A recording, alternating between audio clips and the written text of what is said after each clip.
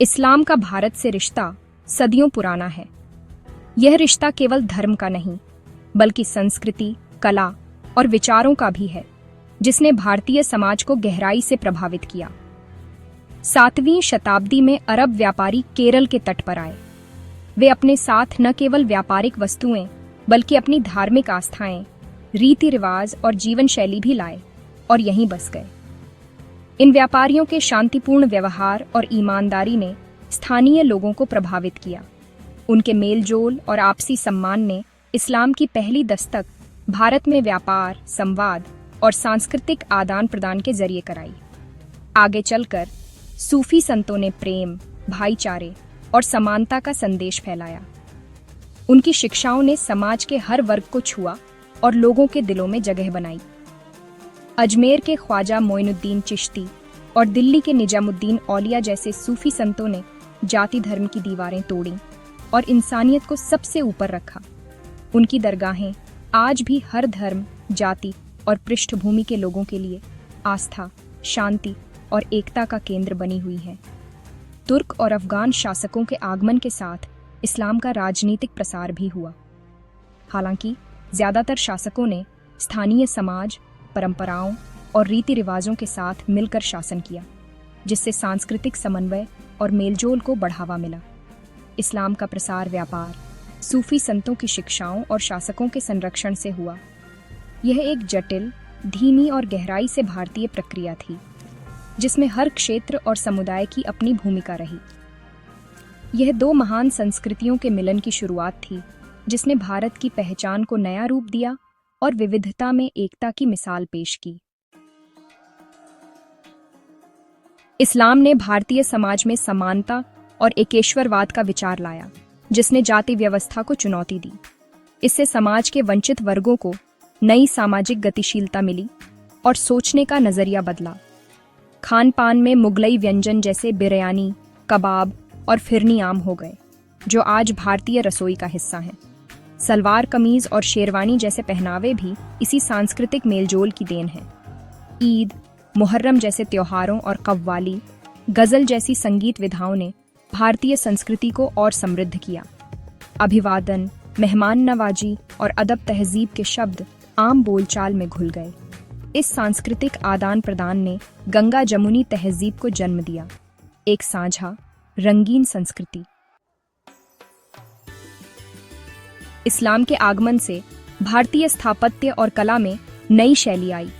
ऊंची मीनारें, गुंबद, मेहराबें। भारतीय कारीगरों ने इस्लामी स्थापत्य में अपनी स्थानीय कला मिलाई, जिससे इंडो इस्लामिक वास्तुकला बनी। मस्जिदों, मकबरों और किलों में ज्यामितीय पैटर्न, फूलों की नक्काशी और खूबसूरत जालियां दिखती हैं। कुतुब मीनार, अलाई दरवाजा, तुगलकाबाद किला, ये सब इस शैली के बेहतरीन उदाहरण हैं। चित्रकला में मिनिएचर पेंटिंग की शुरुआत हुई, जिसमें फारसी और भारतीय रंगों का संगम था। कालीन बुनाई, मीनाकारी, जरदोजी जैसी हस्तशिल्प कलाएं इसी दौर की देन हैं। इस कलात्मक संगम ने भारतीय कला को वैश्विक पहचान दिलाई। मुगल काल को भारतीय कला, संस्कृति और वास्तुकला का स्वर्ण युग कहा जाता है। इस युग में न केवल भव्य इमारतें बनी, बल्कि समाज में सांस्कृतिक जागृति और नवाचार की लहर भी दौड़ी। अकबर ने हिंदू मुस्लिम संस्कृतियों के बीच गहरा तालमेल स्थापित किया।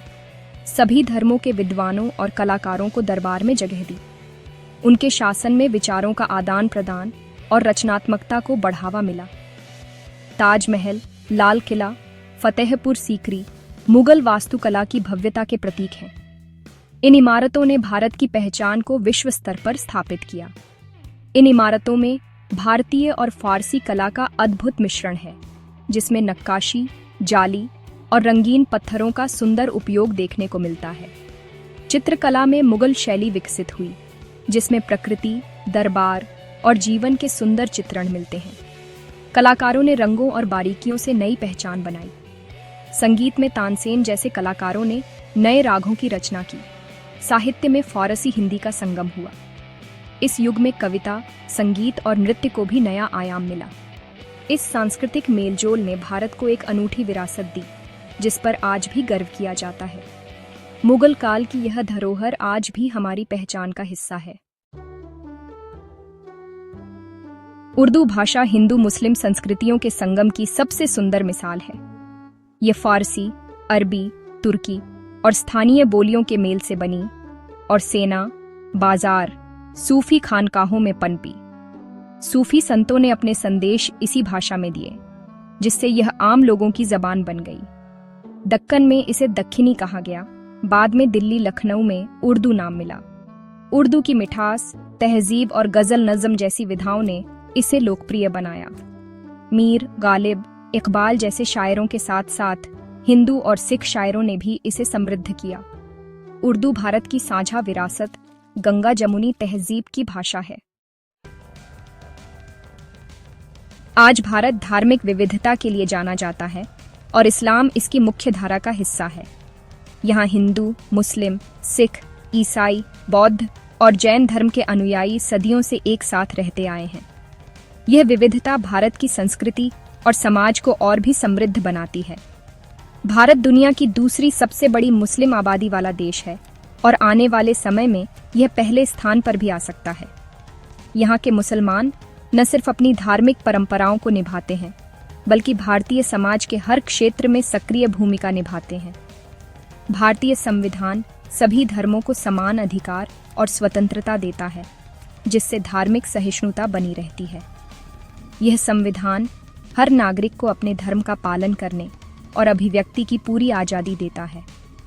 ज्यादातर लोग शांति और भाईचारे के साथ रहते हैं, एक दूसरे के त्योहारों में शामिल होते हैं। त्योहारों के मौके पर सभी धर्मों के लोग एक दूसरे के घर जाते हैं, साथ मिलकर खुशियां मनाते हैं। धार्मिक तनाव की घटनाएं होती हैं, लेकिन समाज की बुनियाद मजबूत है। लोग अक्सर मिलकर समस्याओं का समाधान निकालते हैं और शांति बनाए रखने की कोशिश करते हैं। भारतीय मुसलमानों की पहचान भारतीयता से जुड़ी है। वे उतने ही भारतीय हैं जितना कोई और। वे देश की प्रगति, कला, खेल और विज्ञान में भी महत्वपूर्ण योगदान देते हैं।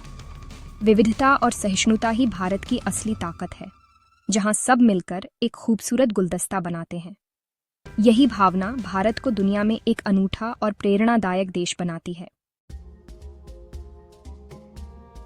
इस्लाम का आगमन केवल एक धर्म का नहीं, बल्कि दो सभ्यताओं के मिलन का प्रतीक है। इसने भारत को एकेश्वरवाद, समानता और नई सोच दी, जिसने समाज को बदल दिया।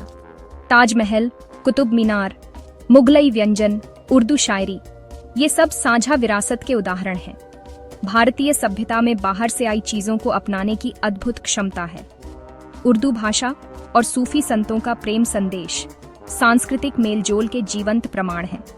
गंगा जमुनी तहजीब भारत की सबसे बड़ी दौलत है, सहिष्णुता और सद्भाव की मिसाल। विविधता भारत की ताकत है और इस्लाम ने इस कैनवास को और रंगीन बना दिया है।